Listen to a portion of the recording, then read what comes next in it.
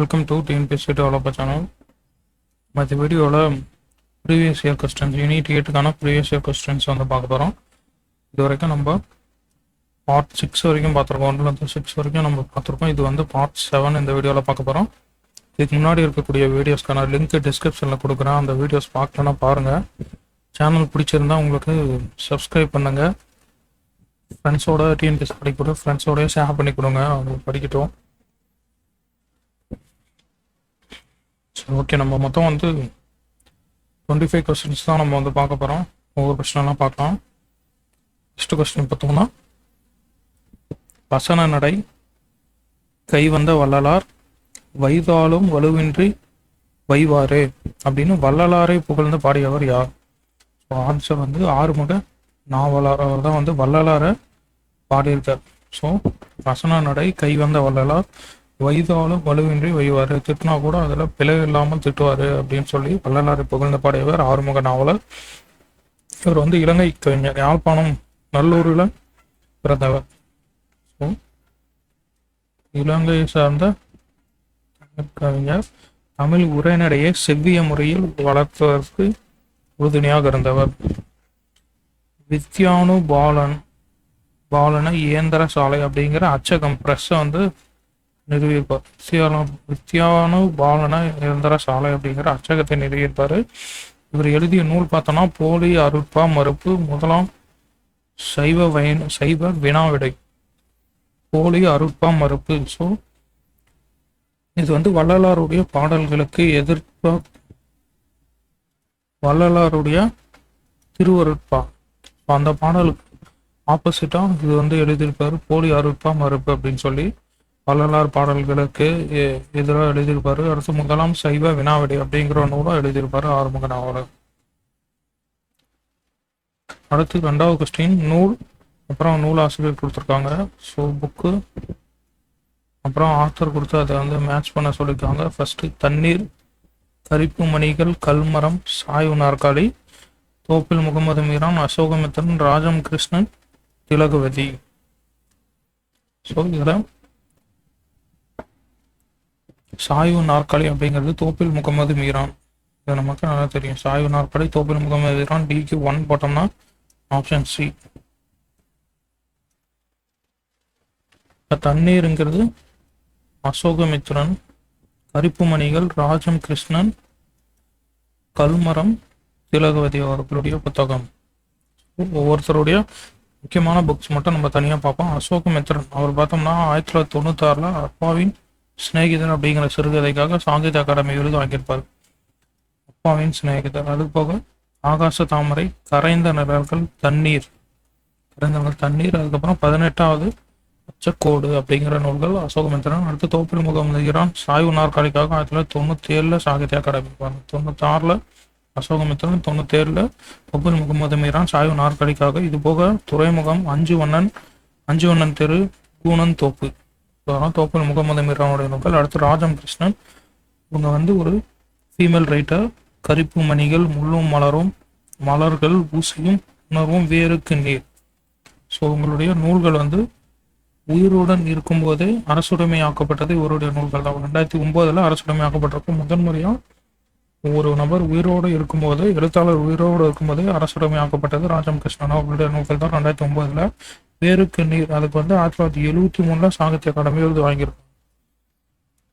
வேருக்கு நீர் அப்படிங்கிற நூலுக்கு 1973 சாகித்ய அகாடமி விருது வாங்கியிருக்காங்க. அடுத்து ஜி திலகவதி அப்படின்னு சொல்லக்கூடிய இவங்க வந்து தமிழக காவல்துறையில முதல் தமிழ் பெண் தலைமை இயக்குனர். ஸோ டிஜிபி முதல் தமிழ் பெண் தலைமை இயக்குனராக இருந்தாங்க. அதே மாதிரி தமிழகத்துடைய முதல் பெண் ஐபிஎஸ் அதிகாரியும் இவங்க தான். ஸோ தமிழகத்தின் முதல் பெண் ஐபிஎஸ் அதிகாரியும் இவங்க தான், ஜி திலகவதி. இவங்க எழுதின நாவல் கல்மரம், அதுக்கு 2005 சாகித்ய அகாடமி விருது வாங்கியிருக்காங்க.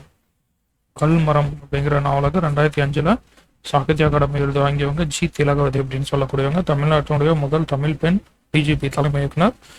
அதே மாதிரி முதல் பெண் ஐபிஎஸ் அவங்க தான். தமிழகத்துடைய முதல் பெண் ஐபிஎஸ். அடுத்து திருக்குறள் கொடுத்துருக்காங்க. திருக்குறள் கொடுத்து அதனுடைய அடுத்தடுத்த லைன்ல வந்து மேட்ச் பண்ண சொல்லியிருக்காங்க. ஸோ முதல் அடியும் 2வது அடியும் மேட்ச் பண்ண சொல்லி கொடுத்துருக்காங்க. இரத்தலும் ஈதலை போலும் இறப்பான் இறப்பாரை எல்லாம் மக்களை போல்வர் கயவர் சீருடை செல்வர் சிறு துணி அவரென்ன ஒப்பாறு யாங்கண்டதில் இறப்பிற் கரப்பார் இறைவன் மென் என்று கரத்தல் கனவிலும் தோன்றாதார் மாட்டு மாறி வர கூர்ந்தனைய துடைத்து. ஸோ திருக்குறள் நம்ம பார்த்துருவோம். இறத்தலும் ஈதலை போலும் கரத்தல் கனவிலும் தோற்றாதார் மாட்டு. இதில் என்ன சொல்றாங்கன்னா, இருக்கும்போது இல்லை என்று கைவிரிப்பதை கனவிலும் நினைக்காதவரிடத்தில் இல்லாதார் இறந்து கேட்பது பிறருக்கு ஈவது போன்ற பெருமை உடையதாகும். இறப்பன் இறப்பாரை எல்லாம் இறப்பின் பரப்பார் இறைவன்மின் என்று கையில் உள்ளதை மறைத்து இல்லை என்பவரிடம் கையேந்த வேண்டாம் என்று கையேந்துபவர்களை எல்லாம் கையேந்தி கேட்டுக்கொள்கிறேன்னு சொல்றாரு. ஸோ கையில் உள்ளதை மறைத்து இல்லை என்பவரிடம் கையேந்த வேண்டாம் அப்படின்னு கையேந்தி கேட்டுக்கொள்கிறேன்னு சொல்றாரு. அடுத்து மக்களை போல்வர் கயவர் அவரென்ன ஒப்பாறு யாங்கண்டதில். ஸோ குணத்தில் கயவராக இருப்பவர் ஆனால் நல்லவரை போல காட்டிக் கொள்பவர். ஸோ அந்த மனிதர்களிடம் மட்டும்தான் இந்த மாதிரியான ஒரே உருவத்தில் இரு வகையான நிலைகளை காண முடியும் அப்படின்னு சொல்றாரு. ஸோ மக்களை போல்வர் கயவர் அவர் அண்ண ஒப்பாறை ஆங்கண்டதில் சீருடை செல்வர் சிறு துணி மாறி வரங்கூர்ந்தனையது உடைத்து. புகழ்பெற்ற செல்வமுடையவது சிறிய காலத்திய வறுமை. ஸோ செல்வம் வச்சிருக்கவங்களுடைய சிறிய காலத்திய வறுமை மேகம் சிறிது காலம் வறுமை மிகுந்தார் போன்ற இடைக்கால தன்மையை உடையது. ஸோ மேகம் கொஞ்ச நாள் மழை பெய்யாமல் இருக்க மாதிரி தான் செல்வமுடைய புகழ்பெற்ற செல்வமுடையவர்களுடைய சிறிய கால வறுமை அப்படின்னு சொல்றார். ஸோ இரத்தலும் ஈதலை போலும் இரத்தலும் ஈதலை போலும் கரத்தல் கனவிலும் தோற்றால் மாட்டு. கரத்தல் கனவிலும் தோற்றாத மாட்டு. அடுத்து இறப்பன் இறப்பாரை எல்லாம் இறப்பிற் கரப்பார் இறைவன் மின்னென்று மக்களை போல்வர் கயவர் அவரென்ன ஒப்பாரி யாங்கண்டதில் சீருடை செல்வர் சிறு துளி மாறி வர கூர்ந்தனைய துடைத்து. ஆப்ஷன் பி, மாறி வரைய கூர்ந்தனைய துடைத்து. அடுத்த கொஸ்டின் திருக்குறள் கொடுத்து அதுக்கான மீனிங் கொடுத்துருக்காங்க. பீலை பெய் சாக்காடோ மச்சரும் அப்பண்டம் சால மிகுது பெயின். ஸோ பிரிது மொழிதல் அணி பயின்று வந்துள்ளது. இந்த பொருள்ல வலி அறிதல் அப்படிங்கிற அதிகாரத்துல இடம்பெற்றுள்ளது. மன்னன் மற்றவர்களை எளியவர் என்று பகை கொண்டால் அவர்கள் கூட்டமாக சேர்ந்து வந்தார்களேயானால் தன் வலிமையை இழப்பான். ஸோ ஒற்றுமையானால் உண்டு வாழ்வு அப்படின்னு சொல்லக்கூடிய இழிப்பை சாக்காடும் அச்சரும் அப்பண்டம் சால மிகுது பெயின். ஸோ இது பிரிது மொழிகள் அணி வலி அறிதல் அதிகாரத்துல இருக்கு. ரெண்டுமே கரெக்ட் தான், கரெக்டான எக்ஸ்பிளனேஷன் தான். ஸோ எளியவர் அப்படின்னு நம்ம மன்னர் பகை கொண்டார் அங்க எல்லாம் கூட்டமா சேர்ந்து வரப்ப அந்த நம்மளுடைய வலிமை இழந்து போய்விடும் அப்படின்னு சொல்லியிருக்காரு. அடுத்து ஆகாறு அளவிட்டதாயினும் கேடில்லை போகாறு அகலா கடை அப்படிங்கிற திருக்குறள் வெளிப்படுத்தும் சிந்தனையை நேர்க்க அப்படின்னு சொல்லி கொடுத்துருக்காங்க. இந்த குறள் என்ன சொல்லணும்னா, பொருள் வரும் வழி. பொருள் வருவாய் சின்னதா இருந்தாலும் செலவு விரிவுபடாவிட்டால் அதனால தீங்கு இல்லை. வருவாய் கம்மியா இருந்தாலும் செலவு அந்த வருவாயை தாண்டி போகாம இருந்தால் தீங்கு இல்லை அப்படின்னு சொல்லியிருப்பாரு. ஸோ அதுல என்ன சொல்லணும்னா பொருளாதார சிந்தனையை தான் சொல்றாரு. ஸோ சேவிங்ஸ் எக்ஸ்பெண்டிச்சர் இதை பத்தி சொல்றாரு. பொருளாதாரம் பத்தி சொல்லியிருப்பாரு. ஆகாறு அளவிட்டதாயினும் கெடிலே போகாறு அகலா கடை. அடுத்து தவ வேடம் பூண்டு கொண்டு மனத்தை அடக்கும் வலிமை இல்லாமல் தவத்திற்கு புறமான அவச்செயல்களை செய்யும் மத வேடதாரின் செயலை வள்ளுவர் என்ற டேஸ் என்ற ஓமையால் விளக்குகிறார். ஸோ எந்தெந்த குறள்ல இந்த பொய்யா தவம் செய்யக்கூடியவர்களை பத்தி எந்தெந்த குறள்ல சொல்லியிருக்காரு, ஓமையா எதை சொல்றாருன்னா, புலியின் தோல் போர்த்து மெய்ந்தற்று. அதே மாதிரி புதர் மறைந்து வேட்டுவன் புல் சிமிழ் தற்று அப்படின்னு சொல்லி இந்த ரெண்டு குறள்ல சொல்லுவாரு. ரெண்டு குறள் என்னன்னா, வழியில் நிலைமையான் வல்லுருவம் பெற்றும் புலியின் தோல் போர்த்து மெய்ந்தற்று அப்படின்னா மனதை அடக்கும் வல்லமை இல்லாதவன் மேற்கொண்டு அவனுடைய தவக்கோலம் பசு புலியின் தோலை போர்த்து கொண்டு பயிரை மேய்ந்தால் போன்றது. ஸோ பசு புலியை நினைச்சுக்கிட்டு பயிரை மேய்கிற மாதிரி அப்படின்னு சொல்றாரு. அதே மாதிரி தவம் மறைந்து அல்லவை செய்தல் புதல் மறைந்து வேட்டுவன் புல் செமித்தற்று. ஸோ தவக்கோலத்தில் மறைந்துக்கிட்டு தீய செயல்களை செய்யக்கூடியது, புதரில் மறைந்துக்கிட்டு வேடன் பறவைகளை வலைவீசி பிடிக்கிற மாதிரியானது அப்படின்னு சொல்லியிருப்பாரு. ஸோ அந்த 2 திருக்குறள்ல பொய்யான தவங்களை பற்றி சொல்றாரு. அடுத்து, கீழ்காணும் இவை ஏதும் வைக்கம் சத்தியாகிரகத்துக்கு காரணம் அல்ல. ஸோ எது வைக்கம் சத்தியாகிரகத்துக்கு காரணம் இல்லை அப்படின்னு கேட்டிருக்காங்க. கேரளாவில் இருந்த ஈழவர்கள் மற்றும் இதர தீண்டத்தகாதோர் உரிமைகளை மீட்டெடுக்க. கரெக்டு.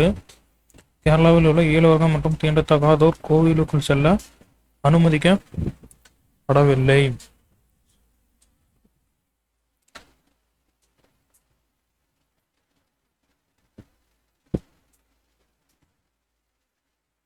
இதுவும் காரணம் தான். இது சரியான காரணம். அடுத்து, கேரளாவில் உள்ள ஈழவர்கள் மற்றும் தீண்டத்தகாதோர் பொது இடங்களில் அனுமதிக்காததை கண்டித்து.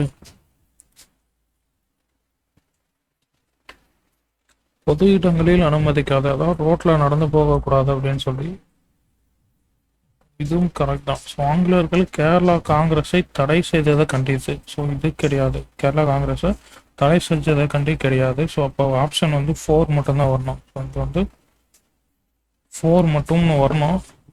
இந்த ஆப்ஷன் மாற்றி கொடுத்துருவாங்க. அடுத்து, மெட்ராஸ் 1884ஆம் ஆண்டு நிறுவப்பட்ட மெட்ராஸ் மகாஜன சபை கீழ்கண்டவற்றில் எதை கற்பிப்பதற்காக உருவாக்கப்பட்டது அப்படின்னு கொடுத்துருக்காங்க. பொலிட்டிக்கல் எஜுகேஷன், அரசியல் கல்வி புகட்டுவதற்காக தான் 1884 மெட்ராஸ் மகாஜன சபை உருவாக்கப்பட்டிருக்கும். பாருங்க, S Ramasamy Mudaliar, P Anandacharlu, Rangaiah Naidu. So இவங்க 3 பேர் தான் உருவாக்குவாங்க. சென்னை அண்ணா சாலையில் முதல் தலைவர் பி ரெங்கையா நாயுடு தான் தலைவராக இருந்திருப்பாரு. அரச பிரதிநிதியாக இருந்த எல்ஜின் பிரபு சென்னைக்கு பயணம் செய்திருப்பார். ஸோ அப்போ இவங்க கொடுத்த வரவேற்பை ஏற்க மறுத்திருப்பார். அதுக்கப்புறம் 1920 உப்பு சத்தியாகிரக போராட்டத்தை ஜார்ஜ் டவுனு, யானக்கவுனி, அப்புறம் உயர்நீதிமன்றம் கடற்கரை பகுதிகளில் உப்பு சத்தியாகிரகத்தை மேற்கொண்டதும் இந்த மெட்ராஸ் மகாஜன சபை தான். ஸோ இந்த உப்பு சத்தியாகிரகத்தின் போது கடுமையாக தாக்கப்பட்டிருப்பாங்க. ஸோ இதை பற்றி விசாரிக்கிறதுக்காக நீதிபதி டி.ஆர். ராமச்சந்திர ஐயா தலைமையில் 3 நபர் கொண்ட குழு அமைக்கப்பட்டிருக்கும். குழு அமைக்கப்பட்டு அறிக்கை சமர்ப்பிப்பாங்க. ஸோ காங்கிரஸ் கட்சி தடை செஞ்சிருந்தப்ப சுதேசி பொருட்கள், அப்புறம் கண்காட்சி, அனைத்து இந்திய கைத்தறி கண்காட்சி இதெல்லாம் முன்னெடுத்தது மெட்ராஸ் மகாஜன சபை தான்.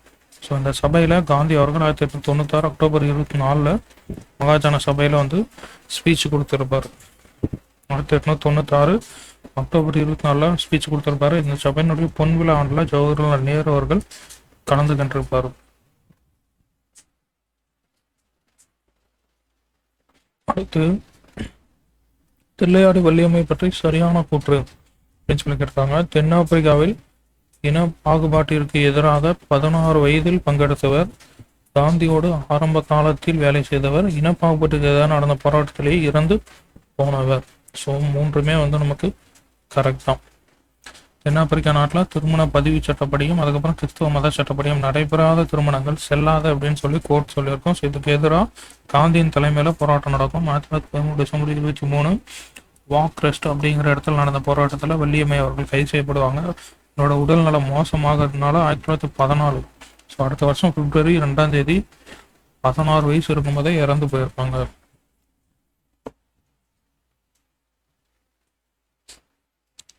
அடுத்து, செல்ஃப் ரெஸ்பெக்ட். எந்த தீய பழக்க வழக்கங்களிலிருந்து சமூகத்தை விடுவிப்பதற்காக திராவிடர்கள் சுயமரியாதை இயக்கத்தை முன்னிலைப்படுத்தினர் அப்படின்னு கேட்டிருக்காங்க. இது நமக்கு எல்லாமே தெரிஞ்சதான். ஸோ மரபு அப்படிங்கிறது வராது. மரபுங்கிறது ஒரு ஹிஸ்ட்ரி அப்படின்னு நம்ம வச்சுப்போம். ஸோ இங்கே பார்த்தோம்னா மதச்சடங்கு, சம்பிரதாயம், சாதி அமைப்புகள் இது 3 தான் கரெக்ட். ஸோ இதுக்கு எதிராக தான் இந்த சுயமரியாதை இயக்கம் ஏற்படுத்தப்பட்டிருக்கும்.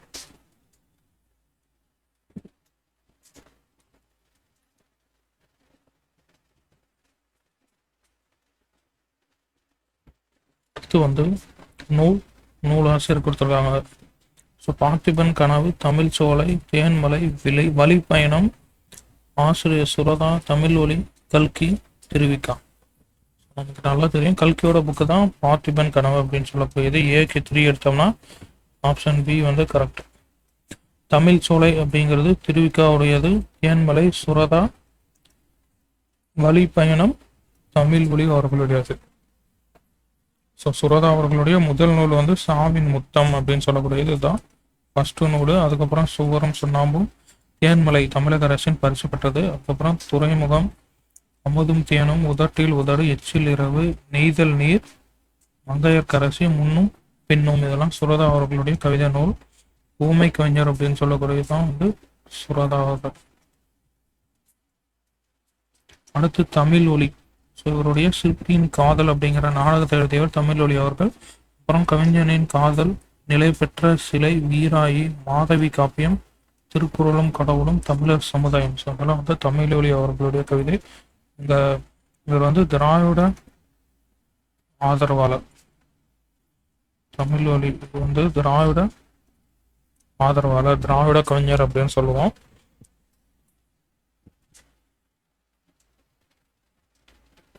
அடுத்து பாருங்க, டேஷ் காலம் கருதி விருப்பில வேண்டுப வேட்ப சுழல். மேற்காணும் குறுக்களில் எவற்றை அறிந்து செயலை செய்ய வேண்டும் என்று திருவள்ளுவர் கூறுகிறார். ஸோ திருவள்ளுவர் குறிப்பறிந்து செயலை செய்ய வேண்டும் அப்படின்னு சொல்லியிருப்பாரு. குறிப்பறிந்து காலம் கருதி விருப்பில வேண்டுப வேட்ப சுழல். ஸோ இந்த குறிப்பறிந்து காலம் கருதி விருப்பில வேண்டுப வேட்ப செயல். அரசருடைய குறிப்பை அறிந்து தக்க காலத்தை எதிர்நோக்கி வெறுப்பில்லாதவற்றையும் விருப்பமானவற்றையும் சொல்ல வேண்டும். ஸோ அரசருடைய எப்படி இருக்காருன்னு தெரிஞ்சுக்கிட்டு அதுக்கப்புறம் போய் அவருக்கு பிடிச்சதோ பிடிக்காதோ சொல்லணும் அப்படின்னு சொல்லி குறிப்பறிந்து காலம் கருதி சொல்ல வேண்டும். அடுத்து, எந்த அமைப்பு பின்னர் நீதி கட்சியாக மாறியது? So south Indian liberal federation, தென்னிந்திய தாராளவாத கூட்டமைப்பு. அடுத்து பாருங்க, மன்னவனின் படை வலிமையை அளிக்கும் ஆயுதம் எது அப்படின்னு திருக்குறள் கூறுகிறது. கடுஞ்சொல்லும் தண்டனையும். கடுமொழியும் கையுகந்த தண்டமும் வேந்தன் அடுமுரண் கேட்கும் அறம் அப்படின்னு சொல்லி திருக்குறள் சொல்லுது. கடுமொழி அப்படின்னா கடுஞ்சொல், கையுகந்த தண்டம் தண்டனை, ஃபைன், பெனால்டி. ஸோ தண்டனையும் வேந்தன் அடுமுரண் தேய்க்கும் அறம், கடுமையான சொற்களும் வரம்பு மீறிய தண்டனையும் அரசின் பகையை செல்லுவதற்கு ஏற்ற ஆயுதத்தை தேய்த்து குறைக்கும் அறம் அப்படின்னு சொல்லி திருவள்ளுவர் சொல்லியிருக்காரு. கடுஞ்சொல்லும் தண்டனையும் தான் மன்னனின் படை வலிமையை தேய்க்கக்கூடியது, குறைக்கக்கூடியது. அடுத்து நூல் ஆசிரியர், அப்புறம் இதழ். ஸோ இதழ் ஆசிரியர் கொடுத்துருக்காங்க. திருவிக்கா, பாரதி, பாரதிதாசன், பார்த்தசாரதி, தீபம், தேசபக்தன், விஜயா, குயில். ஸோ திருவிக்கா வந்து தேசபக்தன். ஸோ 2 எடுத்தோம்னா 2 ஆப்ஷன் வரும். அடுத்து பாரதி வந்து விஜயா, பாரதியார் விஜயாவுக்கும் 2 ஆப்ஷன் இருக்கு. அடுத்து பாரதிதாசன் குயில்.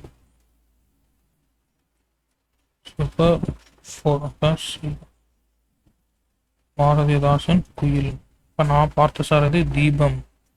அவரோட முன்னாடி தீபம் நான் பார்த்தசாரதி அப்படின்னு நம்ம படிச்சிருப்போம் நிறைய இடங்கள்ல. ஸோ சில பேப்பர்ஸ் வந்து நம்ம பார்த்தோம். சில முக்கியமான நியூஸ் பேப்பர்ஸ் மட்டும் இங்கே நம்ம அப்படி பார்ப்போம். தேசபக்தனுங்கிறது Thiruvika, Kuyil Bharathidasan, Swadesamitran G Subramania Iyer, Balabharathi Vavesu Iyer. So VVS Iyer தான் அவர். பாலபாரதி, ஞான போதினி சுப்பிரமணிய சிவா, இந்தியா விடுதலை 2 பாரதியார், தமிழ்நாடு வரதராஜலு நாயுடு, மணிக்கொடி PS ராமையா, எழுத்து சிசு செல்லப்பா. இந்த எழுத்துல வந்த 63 கவிதைகள் அதை வந்து தொகுத்து முதல் கவிதை தொகுப்பா, தமிழின் முதல் கவிதை தொகுப்பா புதுக்குறள்கள் அப்படிங்கிற பேர்ல வெளியிட்டிருப்பார். அடுத்து குடியரசு விடுதலை பெரியாரோடது, திராவிட நாடு அண்ணாவோடது, தென்றல் கண்ணதாசன், சா விஸ்வநாதன். ஸோ பாருங்க, சாவி அப்படி சா விஸ்வநாதன், கல்கி கிருஷ்ணமூர்த்தி அவர்களுடையது. அடுத்த கொஸ்டின் கூற்று காரணம் கொடுத்துருக்காங்க. சுதேசி இயக்கத்துடன் தமிழகத்தில் தீவிரவாதமும் தலை தூக்கியது. ஸோ சுதேசி இயக்க தலைவர்கள் மக்கள் தலைவர்களாக மாறினர். இவர்களின் பேச்சும் எழுத்தும் மக்களை எழுச்சியுற செய்தது. ஸோ கூற்று காரணம் 2 வந்து நமக்கு சரிதான், கரெக்டான எக்ஸ்பிளனேஷன் தான்.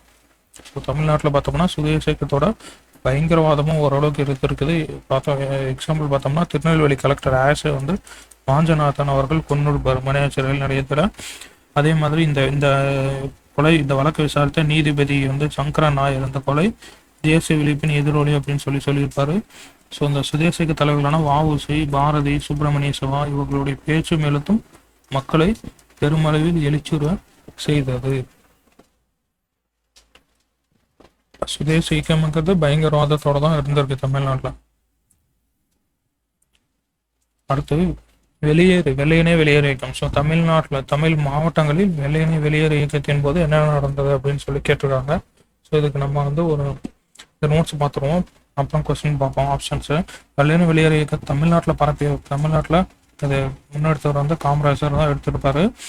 காந்தி கைது செய்யப்பட்டதும் சென்னையில் வந்து ஆர்ப்பாட்டங்கள் நடக்குது, கடைகள் அடைக்கப்படுது, தொழிற்சாலைகள் கல்விக்கூடங்கள் எல்லாம் காலி ஆகுது. தஞ்சையில் பார்த்தோன்னா கிளர்ச்சியில் ஈடுபடுறாங்க. ஸோ தஞ்சையில் பெரும் கிளர்ச்சி இருக்குது. அதே மாதிரி கோயம்புத்தூரில் பஞ்சாலை தொழிலாளர்கள் வேலை நிறுத்தம் செஞ்சு ஊர்வலமாக போகிறாங்க. மதுரை மாவட்டத்தில் முழுவதும் கடை அடைப்பு செய்யப்படுது, தீயிடல், தந்தி கம்பங்களை அறுத்தல், பாலங்களை தகர்த்தல். ஸோ இந்த மாதிரியான வன்முறை செயல்கள்லாம் வந்து இங்கே வெள்ளையனே வெளியேறு இயக்கத்தை காந்தியடிகள் கைது செய்யப்பட்டதை அடுத்து தமிழகத்தில் இதெல்லாம் வந்து பரவலாக நடந்துகிட்டே இருக்கும், தமிழ்நாட்டில் எல்லா மாவட்டங்களையும்.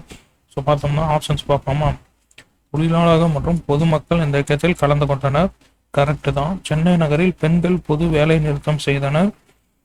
சென்னையில வேலை நிறுத்தம் நடந்திருக்கு. பக்கிங்ஹாம் மற்றும் கர்நாடகா மில் தொழிலாளர்கள் வேலை நிறுத்தத்தில் ஈடுபட்டனர். இதுவும் கரெக்ட் தான். சென்னை துறைமுக பணியாளர்கள் மற்றும் சென்னை மாநகர பணியாளர்களும் வேலை நிறுத்தத்தில் ஈடுபட்டிருப்பாங்க. ஸோ எல்லாருமே வந்து கரெக்ட் தான். தமிழ்நாடு ஃபுல்லாகவே பிஎன்சி அப்படின்னு சொல்லக்கூடிய பக்கிங்ஹாம் அண்டு கர்நாடிக் தொழிலாளர்கள், ஸோ இவங்களும் ஸ்ட்ரைக் பண்ணியிருப்பாங்க. அதே மாதிரி துறைமுக பணியாளர்களும் அப்புறம் சென்னை மாநகர பணியாளர்களும் வேலை நிறுத்தம் செஞ்சுருப்பாங்க.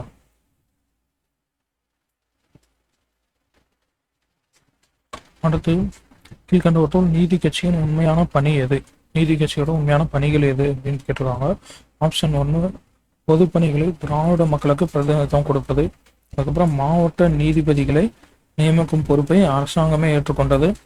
புறம்போக்கு நிலங்களை மக்களுக்கு ஒதுக்கீடு செய்யாமல் இருந்தது. ஸோ அதில் பார்த்தோம்னா திராவிட மக்களுக்கு பிரதிநிதித்துவம் கொடுப்பது கரெக்டு. அதே மாதிரி மாவட்ட நீதிபதிகளை நியமிக்கும் பொறுப்பை அரசாங்கமே ஏற்றுக்கொண்டது. புறம்போக்கு நிலங்களை மக்களுக்கு ஒதுக்கீடு செய்யாமல் இருந்தது. ஸோ இது வந்து தப்பு. மக்களுக்கும் நிலங்களும் கொடுத்தது, நிலம் இல்லாத மக்களுக்கு பஞ்சமி லேண்ட் அப்படின்னு சொல்லி கொடுத்துருக்கோம். ஸோ அதெல்லாம் வந்து நீதி கட்சியினுடைய பணிகள். இது 1 and 2 தான் கரெக்டு, 3rd வந்து தப்பு. அடுத்து நீதி கட்சி திராவிடர் கழகமாக எந்த மாநாட்டில் மாற்றப்பட்டது? சேலம் மாநாட்டில் மாற்றப்பட்டிருக்கும். திராவிடர் கழகமாக சேலம் மாநாட்டில் மாற்றிருக்காங்க. அப்புறம் பொறுத்துக கொடுத்துருக்காங்க. பூலிதேவர், மருது சகோதரர்கள், கோபால நாயக்கர், யதுல் நாயக்கர். ஸோ சிறுவயல், திண்டுக்கல், ஆனைமலை, நெற்கட்டும் செவ்வல் அவங்களுடைய கோட்டைகள் வந்து கொடுத்துருக்காங்க. ஃபர்ஸ்ட் பார்த்தோம்னா பூலிதேவர், நெற்கட்டும் செவ்வல். ஸோ 4th எடுத்தோம்னா 2 இருக்கு. மருது சகோதரர்கள், சிறுவயல். ஆப்ஷன் பி தான். மருது சகோதரர்கள் கோட்டை சிறுவயல், கோபால நாயக்கர் திண்டுக்கல். ஸோ இங்கே தான் வந்து வேலு நாச்சியார் 8 வருஷம் வந்து தங்கியிருப்பாங்க. 8 வருஷம் தங்கியிருந்து இவர் படையை உருவாக்கி 1780 சிவகங்கையை வந்து மீட்டு எடுத்திருப்பாங்க. யதுல் நாயக்கர் ஆனைமலை.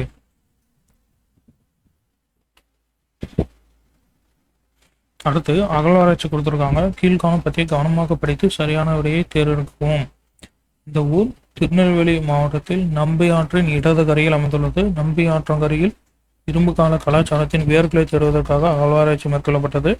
பழங்கால பொருட்களுக்கு பெயர் பெற்ற ஒரு செழிப்பான துல்லியல் இடம் இவ்விடத்தின் பெயர் என்ன அப்படின்னு சொல்லி கேட்குறாங்க.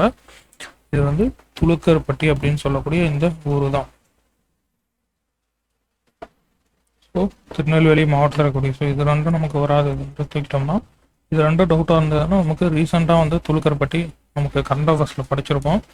திருநெல்வேலி மாவட்டம் ராமநாதபுரம் வருவாய் வட்டத்தில் பாயக்கூடிய நம்பி அப்படிங்கிற ஆற்றின் இடதுகரையில் அமைந்திருக்கிறது தான் துளுக்கர்பட்டி, கண்ணநல்லூர், பனாகுடி. இந்த 3 ஊர் துளுக்கர்பட்டி அப்புறம் கண்ணநல்லூர், பனாகுடி. ஸோ இப்போ வந்து மார்ச் 2022 தமிழ்நாடு அரசு தொல்லியல் துறை மூலமாக அகழ்வாய்ச்சி நடக்குது. இங்கே ஆசி மணிகள், குவளை, அப்புறம் உடைந்த பானை ஓடுகள் இதெல்லாம் வந்து கிடைச்சிருக்கும். அதே மாதிரி முக்கியமானது கி, இய, அப்புறம் திசா, குவீரன். ஸோ இந்த மாதிரி தமிழ் எழுத்துக்கள் பொறிக்கப்பட்ட பானை ஓடுகள் வந்து கிடைச்சிருக்கும். ஸோ இது வந்து ரொம்ப முக்கியமானது. தி, இய, திசா, குவீரன் அப்படின்னு சொல்லக்கூடிய இந்த தமிழ் எழுத்துக்கள் பொறிக்கப்பட்ட பானை ஓடுகள் கிடைச்சிருக்கு. ஸோ இது மூலம் என்ன தெரிஞ்சுக்கலாம்னா நம்பி ஆற்றங்கரையில் எழுத்தறிவு பெற்ற தமிழ் சமூகம் வந்து வாழ்ந்திருக்கு அப்படிங்கிறது தெரிஞ்சுக்கலாம். ஸோ இது வந்து திருநெல்வேலி மாவட்டத்தில் இருக்கக்கூடியது. இப்போ வந்து நெல்லை நெல்லை, திருநெல்வேலி, நெல்லை. சொல்லலாம் ஒண்ணுதான். என்ன ஆற்றங்கரைன்னா நம்பி ஆற்றங்கரை. நம்பி ஆற்றங்கரை. அடுத்து அகழ்வாய்வு இடங்களை அதனுடைய மாவட்டத்தோட பொறுத்து சொல்லி கொடுத்துருக்காங்க. கொடுமணல், பொருந்தல், திருவக்கரை, ஆதிச்சநல்லூர், தூத்துக்குடி, விழுப்புரம், ஈரோடு, திண்டுக்கல். ஸோ ஆதிச்சநல்லூர், தூத்துக்குடி. கொடுமணல், ஈரோடு, ஏக்கு 3, டிக்கு 1. ஸோ அப்போ ஆப்ஷன் பி தான் நம்ம கரெக்டு. திருவக்கரை, விழுப்புரம், பொருந்தல், திண்டுக்கல். திருவக்கரை, விழுப்புரம், பொருந்தல், திண்டுக்கல் சொல்ற மாவட்டத்தோட பொறுத்து சொல்லி கொடுத்துருக்காங்க. அடுத்து பாருங்க, ஒரு மொழி குடும்பம் கொடுத்துருக்காங்க. ஸோ இந்திய ஐரோப்பிய குடும்பம், ஆரிய மொழி. ஸோ இது தவறா பொருத்தப்பட்டுள்ளது அப்படின்னு சொல்லி கேட்குறாங்க. இந்திய ஐரோப்பிய குடும்பம் ஆரியா, திராவிட குடும்பம் திராவிடம், ஆஸ்ட்ரிக் குடும்பம் கன்னடம், சைனோ திபெத்திய குடும்பம் கிராத்தா. ஸோ இதில் எது தப்பா மேட்ச் ஆகியிருக்கு அப்படின்னு சொல்லி கேட்குறாங்க. நம்ம திராவிட மொழி குடும்பமான கன்னடம் வந்து இங்கே ஆஸ்ட்ரிக் மொழி குடும்பத்தோட கொடுத்துருக்காங்க. அப்போ இதுதான் தப்பாக மேட்ச் ஆகியிருக்கு. மற்றதெல்லாம் கரெக்டாக தான் இருக்குது. ஸோ இந்த ஐரோப்பிய குடும்பம் தான் நம்ம என்ன ஆரிய மொழி அப்படின்னு சொல்லுவோம். திராவிட குடும்பம் திராவிடம், சைனோ திபெத்திய குடும்பம் கிராதா.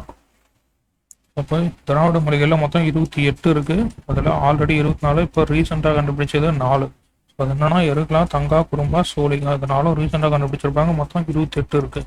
3ஆக பிரிச்சிருப்பாங்க. தென் திராவிடம், நடு திராவிடம், வட திராவிடம். ஸோ அதில் நடு திராவிடத்தில் தெலுங்கு மட்டும் நமக்கு மேப் வச்சு பார்க்குறப்ப நடு திராவிடம் மட்டும் தெலுங்கு மட்டும் நடு திராவிடத்தில் சேர்த்துருப்பாங்க. தென் திராவிடத்தில் தமிழ், மலையாளம், கன்னடம், குடகு, துளு, கோத்தா, கோடா, கொரகா, இருளா. ஸோ அதெல்லாம் வந்து தென் திராவிடத்தில் இருக்கக்கூடியது. எக்ஸப்ட் தெலுங்கு மட்டும் வராது. அப்புறம் வட திராவிடம் தான் குரூப் மால்தோ, பிராக்கி 3 மட்டும் இருக்குது. வட திராவிடத்தில் குரூப் மால்தோ, பிராக்கி.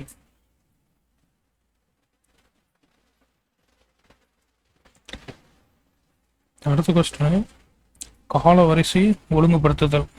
கால வரிசை நிகழ்வு ஒழுங்குபடுத்துதல் பற்றி கேட்டிருக்காங்க. வைக்கம் சத்தியாகிரகம், சரணமாதேவி குருகுல சர்ச்சை, இந்திய எதிர்ப்பு போராட்டம், தனிநபர் சத்தியாகிரகம். ஸோ வைக்கம் சத்தியாகிரகம் தான் ஃபர்ஸ்ட் நடந்திருக்கும். கரெக்டு. இது அதுக்கப்புறம் வந்து சரணமாதேவி குருகுல சர்ச்சை. தனிநபர் சத்தியாகிரகம் 1940 நடக்கும். ஸோ இந்திய எதிர்ப்பு அதுக்கப்புறம் நடந்திருக்கும். இது 3, இது 4. ஆப்ஷன் பி தான் வந்து இதுக்கு கரெக்ட். ஸோ தமிழ்நாடு காங்கிரஸ் கமிட்டியின் தலைவராக பெரியார் இருந்தப்ப கோயில் நுழைவு உரிமைகள் தொடர்பான தீர்மானத்தை கொண்டு வந்திருப்பார். ஸோ தமிழ்நாடு காங்கிரஸ் கமிட்டியோட பிரசிடென்ட்டாக இருந்தப்ப கோயில் நுழைவு உரிமைகள் தொடர்பான தீர்மானத்தை கொண்டு வருவார். அதுக்கப்புறம் வைக்கம்ல கோயில் நுழைவு போராட்டம் நடக்கும். ஸோ அதுக்காக ஆரம்ப கட்டண மதுரை சேர்ந்த ஜார்ஜ் ஜோசப் வந்து முக்கிய பங்கு எடுத்திருப்பாரு. அதுக்கப்புறம் இவர் போய் போராட்டத்தை முன்னெடுத்து வெற்றி அடைந்து வைக்கம் வீரர் பட்டம் கொடுத்துருப்பாங்க. அதுக்கப்புறமா வந்து தமிழ்நாடு காங்கிரஸ் கமிட்டியோட நிதி உதவியுடன் வி சுப்பிரமணியம் அப்படின்னு சொல்லக்கூடியவர் நடத்திய அந்த சரணமாதேவி குருகுலத்தில் சாப்பாடு போடக்கூடிய ஹாலில் ஜாதி அடிப்படையிலான பாகுபாடு இருந்ததுன்னு சொல்லி அதை எதிர்த்திருப்பாரு. இது 2வதாக வரும். தனிநபர் சத்தியாகிரகம் வார்தால 1940 அக்டோபர் 13 கூடிய அந்த காங்கிரஸ் செயற்குழு கூட்டத்தில் காந்தியடிகள் தான் வெளியிடுறாரு. வார்தா கூட்டத்தில் தான் தனிநபர் சத்தியாகிரகம் வந்து காந்தியடிகள் கொண்டு வராரு. தமிழ்நாட்டினுடைய முதல் தனிநபர் சத்தியாகிரகி டாக்டர் TSS ராஜா. ரொம்ப முக்கியம் வந்து தமிழ்நாட்டின் முதல் தனிநபர் satyagrahi doctor TSS Rajan. So இதற்கு அப்புறமா ராஜாஜி, சத்யமூர்த்தி, டி பிரகாசம், மாப்போசி. ஸோ இவங்கெல்லாம் வந்து தனிநபர் சத்தியாகிரகத்தை முன்னெடுத்திருப்பாங்க. அதாவது ஆல் இண்டியா லெவலில் முதல் சத்தியாகிரகி வந்து என்ன சொன்னோம், வினோபா பாவே தான் சொல்லுவோம். 2வது சத்தியாகிரகி வந்து நேரு.